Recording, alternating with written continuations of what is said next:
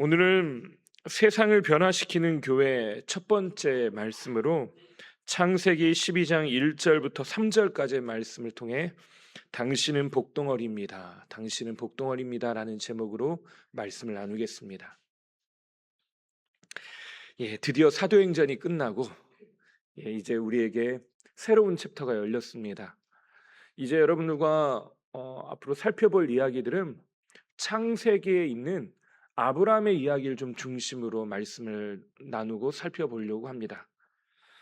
하나님은 아브라함에게 어떤 일을 행하셨는가, 또 아브라함을 통하여 오늘날 나에게 말씀하시는 바는 무엇인가를 함께 살펴보는 시간들을 가지려고 합니다. 특별히 이 관점을 하나님께서 아브라함에게 너는 복이 될 것이다 말씀하셨던 그 약속의 말씀을 가지고 온 세상을 축복하는 축복의 통로로 쓰임받았던 것처럼 이 말씀을 듣고 이 말씀을 붙들고 살아가는 우리가 온 세상 가운데 세상을 변화시키는 교회로서 세움받는 은혜가 저와 여러분과 함께하게 되기를 바랍니다.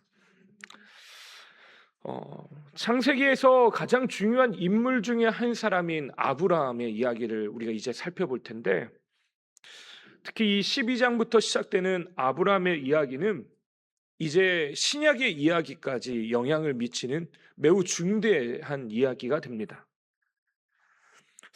창세기 말씀에 있는 이 아브라함의 이야기는 일단 우리가 절대로 오해하지 말아야 될 것이 단순히 일반인이 범접할 수 없는 수준의 믿음을 가지고 있던 엄청난 대단한 사람의 이야기를 이야기하고 있는 것이 아니란 사실을 여러분 반드시 그걸 기억하셔야 합니다.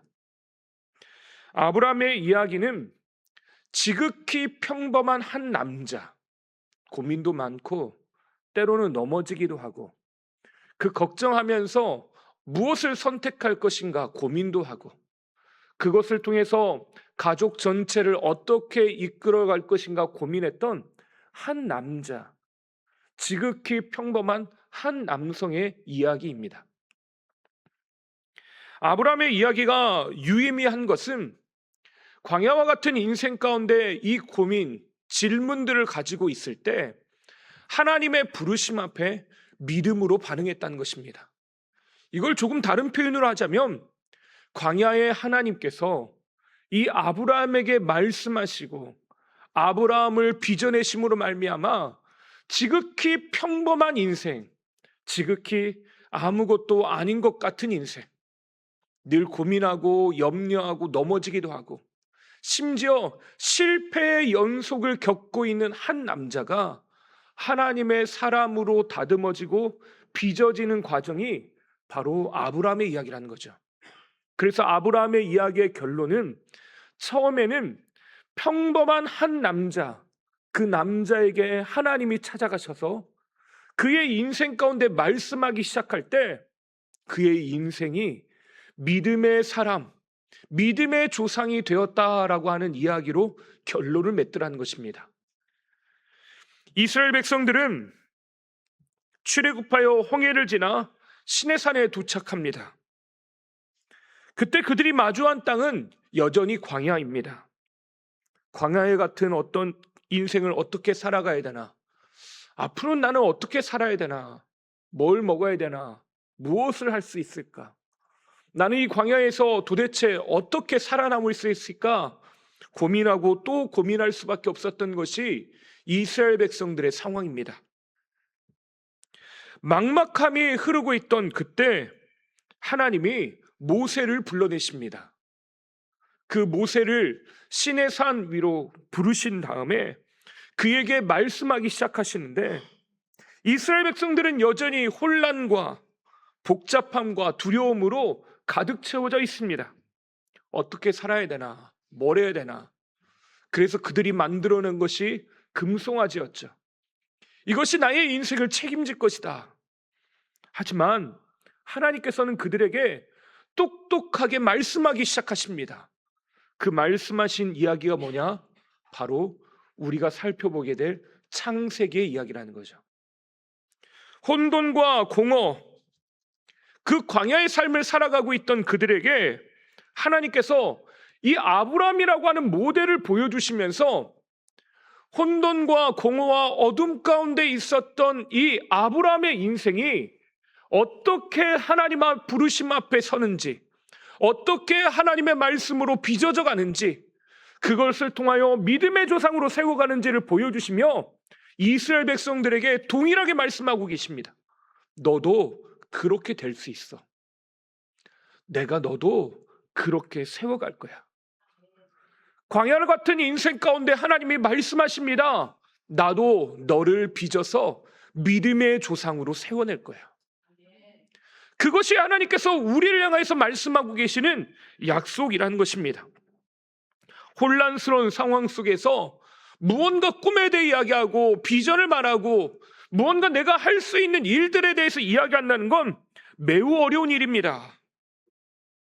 그런데 하나님은요, 아브라함조차 무엇던 꿈도 어떤 생각도 어떤 미래의 좋은 계획도 세울 수 없는 그런 환경 가운데 하나님이 말씀하시기 시작했다는 거죠.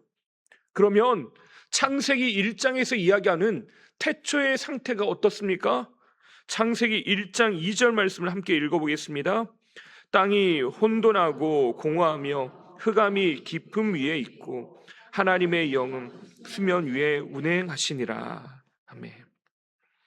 혼돈, 공허, 흑암, 이것이 깊음 위에 있다. 이것을 헬라어로 바꾸면 카오스 상태라고 하는 겁니다. 어떤 패턴도 없고 어떤 건 창조적인 능력도 없는 상태, 다시 말해 아무것도 아닌 상태가 바로 혼돈과 공허, 흑암 상태이죠. 근데 하나님이 이것을 그냥 내버려 두지 않으셨답니다. 하나님은 내버려 두지 않고 어떻게 하셨다고요? 하나님의 영은 수면 위에 운행하시니라. 이것에 대해서 여러분에게 몇 가지 말씀드린 적이 있습니다. 몇 차례 말씀드렸는데 특별히 이 운행하다라고 하는, 하나님이 운행하시더라라고 하는 이 운행하다라고 하는 말이 히브리어로 라하프라고 하는 단어를 사용했습니다. 라하프 하는 단어는 품다라고 하는 의미도 있고 덮다라고 하는 의미도 있습니다. 근데 이 품다라고 하는 의미에 담겨 있는 진짜 속뜻은 무엇이냐면 어미새가 알을 품는다라고 하는 것이 라하프라고 하는 단어입니다. 그래서 그것이 가만히 덮다, 수면 위에 하나님께서 그 위에 운행하신다라고 하는 건 함께하고 계셨다라고 하는 건데, 그냥 함께하는 정도가 아니라 하나님께서 그 날개로 품어내셨다라고 하는 것을 표현하고 있는 겁니다. 근데 알이라고 하는 것이 매우 독특합니다.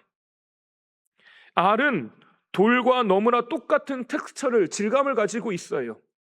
멀리서 보면 돌멩이인지 조약돌인지 알인 달걀인지 구분하기도 쉽지 않습니다. 우리가 모아놓고 색깔이 특정되어 있기 때문에 돌이라고 생각하지, 오랜만에 하얀색 달걀 부활절 같은 때 보면요, 이게 돌멩이인지 달걀인지 저도 헷갈릴 때가 있습니다. 근데 문제는 돌과 질감이 너무나도 똑같은 이 알이라고 하는 존재는 너무나도 쉽게 깨어진다라고 하는 겁니다. 깨어지기 쉬운 존재라는 거죠. 약하디 약한 존재. 근데 이것을 어미새가 품어내면 어떤 일이 일어난다고요? 거기에서 생명이 잉태되더라는 거죠. 제가 품고 있으면 20하루 동안 품고 있으면 그 달걀은 썩어요. 예. 제가 그런 기운을 갖고 있는 게 아니라 그건 너무 당연한 자연의 법칙입니다. 제가 아무리 그걸 꽁꽁 싸매고 있더라도요, 그 알은 썩어서 먹을 수 없는 상태, 안 깨진 것만으로 다행이에요.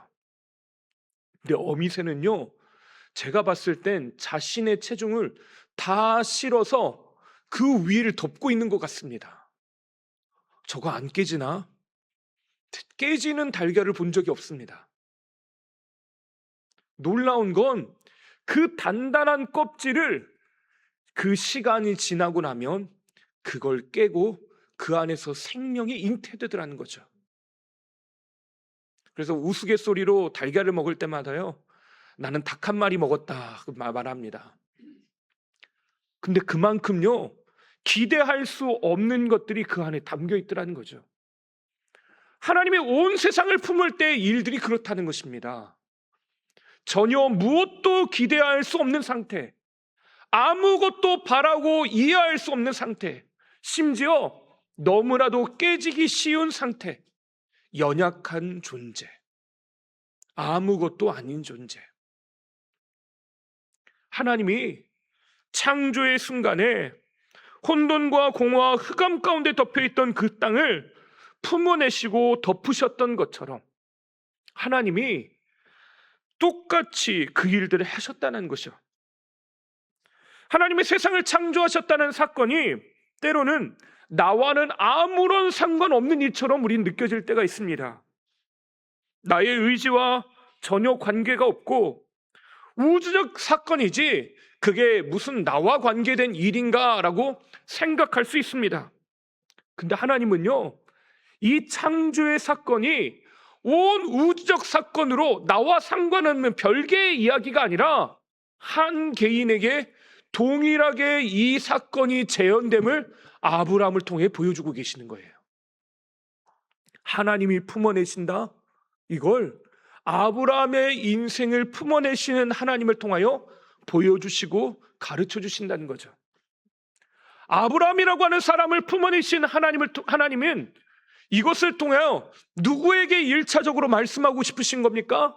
광야에 있는 이스라엘 백성들에게. 아브라함을 품어냈던 것처럼 나는 너희를 품고 갈 거야. 그래서 신명기에서 모세가 뭐라고 고백합니까? 하나님께서 여기까지 우리를 품고 오셨다라고 고백을 해요.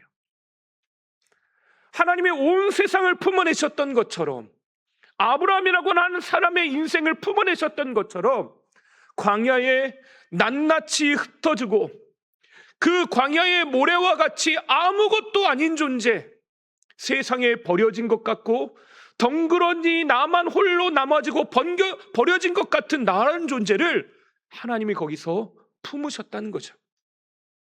근데 이 일을요, 아브라함에게만 하신 것도 아니고 이스라엘 백성들에게만 특별히 하신 것이 아니라 바로 여기에 앉아있는 바로 여러분에게, 또 저에게 하나님이 이 일을 동일하게 하시더라는 거죠. 저는 그래서 우리가 이 말씀을 함께 살펴보면서요, 그걸 기대했으면 좋겠습니다. 하나님, 주의 품에 품어주십시오. 그것은 안정감에 대한 이야기이기도 하지만요, 아무것도 아니던 그것이 세포 조직들이 하나하나 분화되어지고 나누어지면서 내 인생에 있지 않았을 것 같은 장기와 조직들이 만들어져 가는 것처럼 하나님, 나의 인생을 빚어내시고 다듬으셔서 하나님의 사람으로 나를 세워주십시오. 이 고백이 저와 여러분의 고백이 되길 바랍니다. 하나님은 우리를 품으십니다. 품으시는 분은 사랑의 품으로 품어내실 뿐만 아니라 빚으시고 다듬으셔서 반드시 하나님의 사람으로 우리를 세워놓으신다는 것입니다. 이 이야기가 바로 아브라함의 이야기인 겁니다. 우리 12장 1절, 우리가 읽은 12장 1절 말씀을 함께 좀 읽어보겠습니다. 여호와께서 아브라함에게 이르시되 너는 고향과 친척과 아버지의 집을 떠나 내가 내게 보여줄 땅으로 가라. 앞서 말씀드린 것처럼 아브라함은요, 지극히 평범한 사람인데 주소지가 갈대아라고 하는 곳에 있는 우르라고 하는 곳입니다. 우르라고 하는 도시가 갈대아에 있었는데 지금으로 이때 당시에는 메소포타미아 지역, 지금으로 치면 이라크 정도 되는 지역, 이라크 남부 지역 정도가 되는 그 지역에 살고 있었던 한 남자입니다. 하나님은 그에게 찾아가셔서요, 말씀하십니다. 너의 고향과 친척과 아버지의 집을 떠나라. 이 말은 우리 다음 주에도 살펴보겠지만 내가 가지고 있던 안정감, 내가 붙들고 있었던 것, 내가 흔들리지 않도록 가지고 있는 내 주변의 삶에 견고하게 세워진 것, 모든 것들, 그걸 과감히 떠나 벗어나라는 겁니다. 매우 죄송한 표현이지만 도박을 거는 것과 마찬가지예요. 내가 제대로 알지도 못하는 신, 그 하나님의 손에 이끌려서 내가 가보지도 않은 땅, 앞으로 하나님이 뭘 보여줄지도 모르는 그런 땅으로 가라. 이게 얼마나 황당한 일입니까? 매우 당혹스럽고 황당한 이야기가 아닐 수가 없습니다.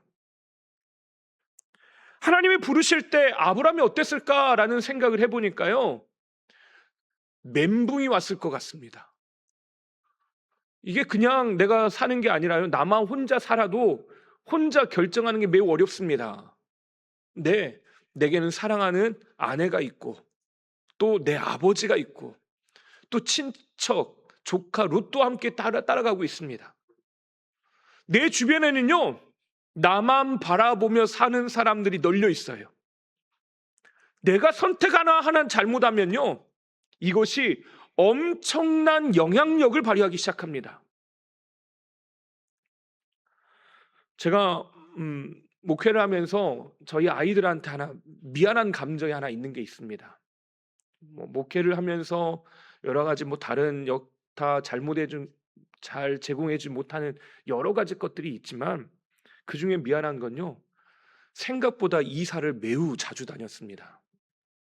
여러분이 생각하시는 것보다 매우 자주 다녔습니다. 제가 임지를 많이 옮긴 건 아니지만 교회 사정과 상황 때문에 지교회로 파송도 받고 또 여러 가지 사역을 하다 보니까 2년마다 한 번꼴로 거의 이사를 다녔습니다. 저희 둘째 아이한테 미안한 걸요, 초등학교 6학년 동안 학교가 5번이 바뀌었습니다. 예, 생각보다 많이 바뀌었죠. 생각보다 이사를 많이 했습니다.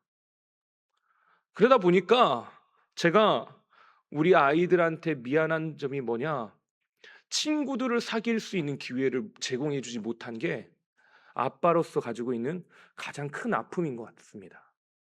어쩌면 그 아이들과 재밌고 신나게 아무 생각 없이 평범한 유년기를 보낼 수 있는데, 물론 제가 이사하고 싶다고 하는 건 아니죠. 그래서 이사할 때마다요, 고민이 굉장히 많았습니다. 그래서 제가 아브라함의 마음이 좀 이해가 됩니다. 어떻게 어디에서 무슨 일이 일어날지도 모르는데 하나님께서 그 길들을 인도하시고 지도하시고 옮겨가게 하시는 거예요. 그러면 아빠인 저도 멘붕이 오는데요, 아브라함은 얼마나 고민했겠습니까? 내가 평생 살았던 터전, 나의 경제적 기반, 나에게 주는 안정감들, 편안함들, 시모스 침대 광고하는 거 아닙니다. 흔들리지 않는 편안함. 아브라함이 그걸 느끼고 있었던 그걸요, 과감히 벗어나고 내가 걸어가야 될 길, 하나님이 부르신 길이라고 쫓아간다는 거, 매우 쉽지 않은 결정입니다. 결코 쉽지 않은 일이에요. 또 이후에도 여러분과 말씀을 나누겠지만요, 아버지의 데라의 죽음, 그건 어쩔 수 없는 노년에 찾아오는 일이지만, 함께 어떻게 보면 동역자이자 동업자로 살아갔던 룻이라고 하는 조카가 있죠. 이 룻이 이제 롯과 결별하면서 마지막에는 결국 나의 고향과 친척, 아버지의 집, 그 중에 친척마저 떠나고 결별하는 사건들이 등장을 해요. 내가 가지고 있던 모든 안정감을 하나님이 다 끊어버리시는 것 같습니다. 하나님, 이런 것까지 하셔야 됩니까? 하나님, 이런 것까지 나에게 있어야 됩니까? 말 그대로 혼돈, 공허, 어둠입니다. 아브라함에게 가지고 있는 꿈은요, 가지고 있는 꿈 단 하나가 있었는데 좋은 아빠가 되는 겁니다. 아브라함이라고 하는 이름의 뜻이 좋은 아빠란 뜻이에요. 난 자녀가 없는데 하나님, 난 그냥 단지 내 소원이 하나 있는데 좋은 아빠가 되는 것밖에 없어요. 그런데 하나님이 그걸 어떻게 보면 볼모로 잡고요, 여기저기 다 다니게 하셔요. 그러면서 겪게 되는 수많은 어려움과 고난들 앞에 직면하게 하십니다. 아브라함은 매우 할 말이 있는 사람입니다. 하나님, 언제 내가 여기까지 인도해 달라고 했습니까? 하나님, 내가 이걸 요구한 적이 있습니까? 하나님, 나는 그냥 좋은 아빠로 내가 살던 지역에서, 살던 그 자리에서 그냥 사는 것, 그거 외에는 내가 관심이 없었고 그거 하나면 난 만족하는 사람이었어요. 근데 하나님이 나를 불러내시더니 나보고 이렇게 살라고 하고 저렇게 살라고 하고 이거 포기하라고 하고 이렇게 사는 게 맞다고 하고 마음도 아프게 만들고 상처받게 하고, 이런 일들이 내게 일어나는 일이 다 하나님 책임이지 내 책임입니까? 라고 하는 항변하고 싶은 마음들이 얼마나 들겠습니까? 내가 내 부모 선택한 적이 있습니까? 내가 살아가는 이 자리 지금 내가 스스로 선택한 거 있습니까? 내 팔자라고 하는 거 하나님이 다 만들어 놓고 나보고 이렇게 살라 저렇게 살라 하면 나보고 어떻게 하라는 겁니까? 말 그대로 혼돈공허 어둠입니다. 내가 이렇게 살 줄 알았냐고. 근데 놀라운 사실은요, 아브라함을 향한 하나님의 꿈이 분명하게 있었다는 것이죠. 앞서 말씀드린 것처럼 그렇게 때로는 억울하고 때로는 흔들려 넘어지기도 하고 절망하기도 있던 그 아브라함이라고 하는 사람을 하나님은 가만히 품어내시고 하나님의 사람으로 세우셨다는 것입니다. 그래서 그에게 하나님께서 약속을 하십니다. 그 약속의 말씀을 우리 2절 말씀 함께 읽어보겠습니다. 내가 너로 큰 민족을 이루고 내게 복을 주어 내 이름을 창대하게 하리니 너는 복이 될지라. 하나님은 그냥 좋은 아빠 정도가 아니라 너를 민족의 아버지, 큰 아버지가 되게 하겠다. 이 말을 다른 표현로 신약의 말씀으로 표현하면 믿음의 조상이 되겠다는 것입니다. 하나님은 내가 너로 믿음의 조상으로 삼아 하나님의 일을 하겠다. 그러면서 아브라함을 부르는 호칭을 바꿔버리십니다. 너는 복이 될지라. 하나님께서 그에게 복을 주셔서요, 그의 인생을 뭐라고 하냐면 너는 복이 될 거야. 우리가 만날 때마다 인사는 너는 복덩어리야, 당신은 복덩어리입니다 라고 하는 말이 바로 이겁니다. 우리는 아무렇지도 않게 인사하지만요, 아브라함의 인생이에요, 이 이야기는 어떻게 보면 믿음의 선포입니다. 힘들고 어렵고 마음이 이리저리 갈 때처럼 흔들릴 때, 나의 삶을 한탄하면서 내가 뭘 해야 될지 모르는 그때 하나님께서 그에게 그를 끌고 가셔서요, 밤에요 하늘을 보면서 밤중에 뭘 보여주십니까? 별을 보여주시면서 말씀하십니다. 너는 복이 될 거야. 너는 복 있는 사람이야. 내가 너를 복되게 할 거야. 이것이 하나님의 마음이라는 것입니다.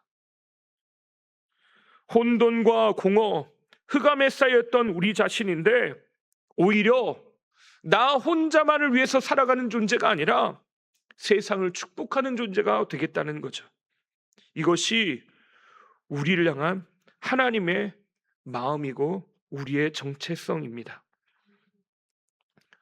구약을 보면 역대기라고 하는 성경 말씀이 있죠. 역대기 상권과 하권, 역대기 하와 상과 하로 나눠지는 책. 이 책은 이스라엘 백성들이 바벨론 포로에 귀환하고 나서 쓰여진 책으로 알려져 있습니다. 역대기는 역대기가 가지고 있는 가장 중요한 중심 주제는 뭐냐? 하나님께로 돌아가자는 거죠.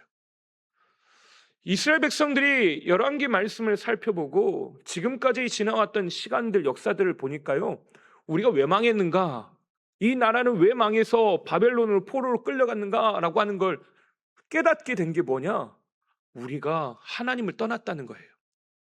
그래서 역대기가 가지고 있는 가장 중요한 중심 주제는 하나님께로 돌아가자는 겁니다. 그분께로 향하자. 그래서 역대기 시작을 보면 앞부분에는 족보들의 나열이 있습니다. 이제 새벽에 몇 달이 있으면 역대기 말씀을 볼 텐데요. 매우 두려운 말씀이 하나가 있습니다. 앞부분에 한 10장 정도는요. 계속 누가 누구를 낳고 누가 누구를 낳고 이야기입니다.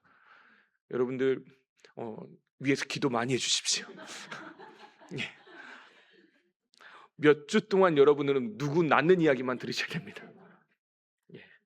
또 이 낳는 이야기를 듣다가 우리 교회 신생아 탄생이 늘어나는 시점에 이 이야기가 있어. 그것도 참 하나님의 은혜다라는 생각도 듭니다. 근데 족보 속의 인물들을 나열하는 이유는요, 우리의 뿌리가 누군가라고 하는 걸 다시 찾자는 거예요. 족보는 뿌리에 관련된 거죠. 하나님의 택한 백성은 어떻게 살아가는가라고 하는 이야기들을 하고자 역대기 말씀을 앞부분에 긴 부분을 할애해서 족보 이야기를 하게 됩니다. 주전 538년에 포로에서 귀환한 사람들에게 고민이 하나 있었습니다. 돌아왔는데 과연 예루살렘은 그대로 있을까? 우리가 70년을 떠나왔던 그 자리는 여전히 그대로 하나님의 땅일까? 하나님께서 우리에게 약속하시고 우리에게 주시기로 하신 그 땅은 여전히 존재할까라고 하는 고민들을 갖고 있어요. 마치 광야에서 이스라엘 백성들이 한 번도 보지 않은 땅, 가나안 땅을 가는 것처럼요, 바벨론 포로기의 세대가 바뀐 그들이 예루살렘에 대한 이야기와 소식은 들었지 가보지 않은 땅, 어떻게 되어 있을지 모르는 땅, 그 땅으로 가는 겁니다. 전에는 하나님께서 아브라함에게 주신 약속의 땅이라고 생각하며 그 땅을 차지했지만 바벨론 포로기로 돌아온 그 땅은 더 이상 내가 살아갈 땅이 아니라고 생각할 수 있다는 겁니다. 과연 그곳에서 나는 하나님의 백성으로 살아갈 수 있는가? 가장 중요한 근원적인 질문들을 할 수밖에 없죠. 어제까지 가난하고 힘들고 포로로 살아왔는데 오늘날 나의 삶이 드라마틱하게 변화되어지고 완전히 뒤바뀔 수 있을까? 예수 믿으면 힘들고 어려웠던 나의 과거와 결별하고 예수님 안에서 진짜 행복을 찾을 수 있을까? 질문하고 고민하는 것과 동일한 이야기라는 겁니다. 이것이 포로에서 돌아온 사람들의 고민이죠. 이때 하나님이 이런 고민을 가지고 있던 사람들에게 중요한 메시지를 하나 전달하시는데, 그때 역시 사람 한 사람을 톡 뽑아 올려서 그를 이야기하기 시작합니다. 그 사람이 누구냐? 바로 야베스라고 하는 사람이에요. 역대상 4장 9절 말씀을 함께 좀 읽어보겠습니다. 야베스는 그의 형제보다 귀중한 자라 이름하여 이르되 야베스라 하였으니 이는 내가 수고로이 낳았다 함이었더라. 성경에서 이 야베스에 대해서 알려진 바는 거의 없습니다. 왜냐, 여기에서 말씀하는 게 유일하기 때문에 그래요. 그가 누구인지 어떤 일을 했는지 그게 성경에는 등장을 하지 않아요. 근데 여기서 갑자기 야베스를 언급하면서요, 그 전까지는 누가 누구를 낳고 누구를 낳고 누가 누구를 낳고 이 이야기들이 끊임없이 반복됩니다. 제가 과장하는 게 아니라 진짜 그렇게 이야기하고 있어요. 그러다가 갑자기 역대상 4장 9절에 와서 갑자기 야베스는 이라고 하며 야베스가 어떤 사람인지 이야기하기 시작하더라는 거죠. 근데 여기서 말하고 있는 야베스는 어떤 사람인가라고 하는 정보를 뭐라고 하냐? 야베스는 귀중한 자라라고 이야기합니다. 귀중한 사람. 그의 어머니에게 있어서 매우 귀중한 사람이어서 야베스라고 하는 이름이 붙었답니다. 그러면 이 야베스라고 하는 이름의 뜻이 무엇인가가 중요해지겠죠. 엄마가 소중하게 낳은 아들이면 이름이 어떻게 되면 좋을까요? 훌륭한 이름을 지어줘야 되겠죠. 그래서 예전엔 금동이, 또 보석이라고 하는 빛나고 아름답고 좋은 이름들을 지어줍니다. 적어도 대영이 정도는 지어줘야죠. 그렇죠? 좋은 이름, 귀한 이름을 붙여줘야 합니다. 그런데 야베스의 이름의 뜻이 뭐냐? 고통, 슬픔, 아픔이란 뜻을 가지고 있습니다. 복덩어리라고 불러도 시원찮은데 친구들이 야베스야 놀자라고 말할 때마다 우리는 아무렇지도 않게 들리지만요, 동네 아이들이 야 고통아 놀자, 아픔아 놀자, 상처야 놀자, 힘든 삶아 놀자라고 말하는 거예요. 그것과 똑같다는 겁니다. 이름이 어떻게 슬픔 덩어리가 될 수 있습니까? 근데 그렇게 부르게 된 이유가 나와입니다. 이는 그 어머니가 내가 수고로이 낳았다 함이었더라. 수고로이 낳았다. 난임 가정이었을 수도 있고, 그러니까 아이를 낳기 힘든 가정이었을 수도 있고, 또 난산을 했을 수도 있습니다. 또 그것으로 인하여 장애를 가질 수도 있었습니다. 다시 말해 이 야베스라고 하는 인물은 매우 힘들게 얻은 자녀이고 그 힘듦이 이 아이에게 그대로 투영되었다는 거죠. 이 아이는 슬픔 덩어리야 라고 불렀다는 겁니다. 창세기 3장을 보면 하나님이 죄를 범한 인간에게 주신 고통이 임신하는 고통 중에 하나가 임신하는 것입니다. 해산의 고통이죠. 아이를 갖는 것, 아이를 낳는 것, 아이를 키우는 것 모두가 기쁨이 아니라 고통이 되어버린 현실을 가지고 있는데 그 원인을 성경에는요, 오늘날 갑자기 써놓은 게 아니라 수천 년 전에 하나님께서 말씀하시기를 그것이 죄 때문이다 라고 말하더라는 거예요. 인생에 느끼는 고통의 근원이 모두 인간의 죄로부터 출발되어졌는데 이스라엘의 고난이 어떻게 시작됐습니까? 왜 이스라엘이 망했습니까? 그들이 하나님을 떠난 것, 죄 때문이라는 거죠. 야베스도 마찬가지입니다. 이 수고로이 낳았다라고 하는 말은 그 어머니가 느꼈던 고통만을 이야기하는 게 아니라 적어도 역대기의 관점으로 보면 하나님을 떠난 인간이 겪게 되는 죄로 인하여서 느끼게 되는 다양한 인생의 어려움들, 그 고난과 아픔에 대한 이야기를 하고 있다는 거죠. 내가 앞으로 어떻게 살아가야 될지 모르고 지금까지 포로로 끌려왔고 앞으로 어떻게 살아야 될지 모르는 막막한 인생, 그것을 창세기 1장 2절의 언어로 바꾸면 혼돈, 공허, 흑암이라는 거죠. 야베스의 인생이 그렇다는 겁니다. 아브라함의 인생이 그랬던 것처럼 야베스의 인생이 그랬어요. 야베스의 인생도 고난과 고통, 슬픔 덩어리입니다. 내가 해결할래야 할 수 없는 문제, 내가 태어나는 것까지 어떻게 스스로 결정하고 내가 그렇게 사는 것, 그렇게 태어나서 살 수밖에 없는 걸 내가 어떻게 결정합니까? 근데 그게 내게 큰 아픔이고 어려움이었다는 거죠. 사람들은 너 때문에 그래, 네가 문제야. 이 야베스를 보면서 한숨을 푹푹 내셨습니다. 뭐가 될래?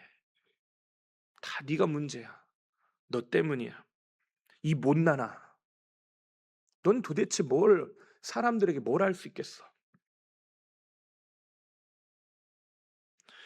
죄로 인하여 겪고 있는 수많은 문제들 향해 사람들이 내린 결론은 네가 문제야 라고 정죄하고 비난하는 것 외에는 할 수 있는 것들이 없더라는 겁니다. 근데 성경은 그런 야베스의 이름이 바뀌기 시작합니다. 야베스를 슬픔 덩어리, 고통, 저주라고 부르지 않습니다. 너는 귀중한 자야, 너는 소중한 사람이야 라고 불렀다는 겁니다. 그래서요, 야베스라고 하는 이름이 있음에도 불구하고 그의 어머니는 그 야베스를 뭐라고 불렀다고요? 너는 귀중한 자야. 그걸 창세기 12장 우리가 읽었던 말씀으로 바꿔보면 뭡니까? 너는 복이 될 거야. 우리가 인사하는 언어로 바꾸면 무엇입니까? 당신은 복덩어리이십니다. 하나님께서요, 우리를 그렇게 부르고 계시더라는 겁니다. 이게 우리의 정체성이에요. 내 인생은 왜 이렇게 고달프고 힘들고 어려울까? 슬픔 덩어리라고 하는 이름은 가지고 있는데 사람들은 나를 한숨 쉬면서 바라보고 내게 걱정만 하고 나를 저주하고 평가하는데 하나님은 그에게 복을 주어 복이 될 것이라고 말씀하고 계시더라는 거죠. 그랬더니 존재가 완전히 바뀝니다. 역대상 4장 10절 이어지는 10절 말씀을 함께 좀 읽어볼까요? 야베스가 이스라엘 하나님께 아뢰어 이르되 주께서 내게 복을 주시려거든 나의 지역을 넓히시고 주의 손으로 나를 도우사 나로 환난을 벗어나 내게 근심이 없게 하옵소서 하였더니 하나님이 그가 구하는 것을 허락하셨더라. 아멘. 야베스가 지금 내가 슬픔 덩어리라고 하는 문제를 가지고 어떻게 했다고요? 하나님께 가지고 나아갔답니다. 이게 매우 큰 인생의 전환점이 돼요. 슬픔, 아픔, 고통, 한숨, 이 문제를 나로 나의 것으로만 남겨두지 않고 그것을 하나님께 가지고 나아가요. 그랬더니 하나님이 어떤 일을 하십니까? 나는 흑암과 혼돈과 어둠 가운데 있었는데, 공허 가운데 있었는데 앞이 캄캄하여 어디로 갈지 몰라는 인생이었는데 하나님이 내 눈을 열기 시작하셔요. 나의 지역을 넓히시고 내가 하나님께서 보여줄 땅으로 가기 시작한다는 것. 하나님께서 온 땅을 누비는 사람이 되게 하신, 그리고 하나님이 나를 돕고 계시고 여기에 함께 계시다는 사실을 발견하게 됐다는 겁니다. 야곱이 형한테 사기치다가요 두드러 맞을까봐, 죽을까봐 도망을 칩니다. 그러다가 밤에 한밤중에 지쳐 쓰러져 잠이 들죠. 거기서 놀라운 걸 경험합니다. 나는 도망쳐 이곳에서 어쩌다 보니까 머물러 있던 사람인데 하나님께서 여기 계시는구나. 내가 그걸 몰랐다라는 발견합니다. 복이 있다 말씀하시는 우리의 인생을 향해 하나님이 품어내시면서 무엇을 경험하게 하십니까? 광야에 나 혼자 덩그러니 버려진 줄 알았는데 나 혼자 하나님께서 밀어내시면서 얘야 너 저기로 가자, 얘야 내가 보여줄 땅으로 너 가야 돼, 모든 거 포기하면서 나 혼자 스스로 견디고 감당하는 줄 알았는데 아니라는 거예요. 거기에 하나님이 함께 계셨고 나를 품어내시고 그곳에서 나의 눈물을 닦아내고 계셨다는 거죠. 그렇게 하나님 앞에 나아가 나의 한숨과 탄식을 내어드렸더니 이 말씀의 결론이 뭡니까? 하나님이 그가 구하는 것을 허락하셨더라. 들으셨다는 거죠. 하나님이 들으셨다는 겁니다. 우리의 인생의 문제를 짓누르는 것들이 있습니다. 안 돼, 할 수 없어, 아무것도 아니야. 힘든 문제 앞에서요 이런 생각들조차 하지 못하고요 한숨을 내쉬고 마음이 어렵고 생각만 하면 머리가 복잡한 문제들 그 앞에 놓여 있을 때 하나님께서 우리에게 복음의 말씀을 들려주십니다. 너는 복이 될 거야. 하나님이 여러분을 축복의 통로로 삼으신 걸 믿으시길 바랍니다. 하나님께서 여러분을 복덩어리로 삼으신 걸 믿으시길 바랍니다.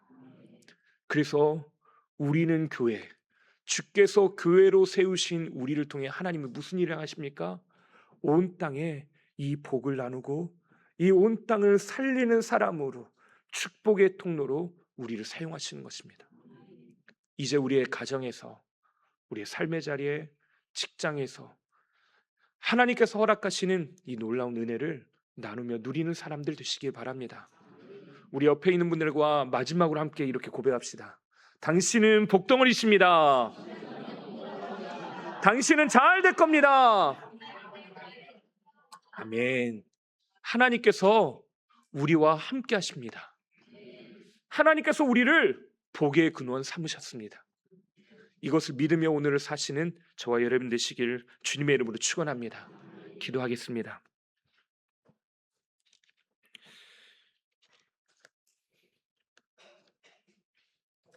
하나님 아버지, 믿음으로 나아가는 하나님의 백성들을 기억하여 주시기를 원합니다. 하나님 앞에 나아가 있는 하나님의 백성들을 향하여 하나님의 얼굴빛을 비추사 은혜 베푸시고 평강 허락하여 주시옵소서. 하나님께서 허락하신 그 은혜가 오늘 여기에 하나님 앞에 나아가는 주의 백성들에게 임하사 힘들고 어려운 시간들을 보내고 있는 이들, 또 슬픔과 고통 가운데 있는 이들 가운데 하나님 말씀하시고 역사하여 주시옵소서. 여러 힘들고 어려운 삶의 문제를 하나님 앞에 내어놓을 때마다 복되게 하시고 새롭게 하시며 하나님의 은혜 안에 살아갈 수 있도록 축복하여 주시고 인도하여 주시옵소서. 오늘도 그 복음으로 살아가는 하나님의 백성이 되게 하시고 하나님께서 우리를 그 길로 그 걸음으로 지도하시고 인도하여 주실 것을 믿사오며 우리의 모든 것들을 되시고 우리의 복의 근원 되시는 예수님의 이름으로 기도하옵나이다. 아멘.